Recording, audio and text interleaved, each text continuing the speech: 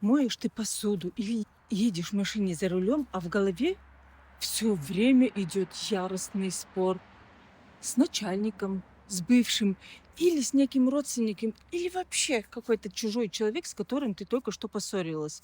И ты в своих мыслях доказываешь свою правоту, ищешь варианты, как надо было ответить. С чем могу вас и поздравить. Прямо сейчас ты открыла прямой порт откачки и переводишь свою жизненную силу человеку, которого даже нет рядом.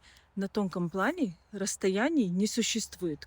Куда направлен твой эмоциональный фокус, туда со свистом просто сливается твой чистый ресурс.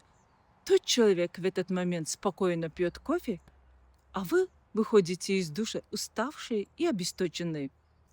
Все, что надо сделать, это оборвать этот провод, запретить себе тратить энергию на фантомы.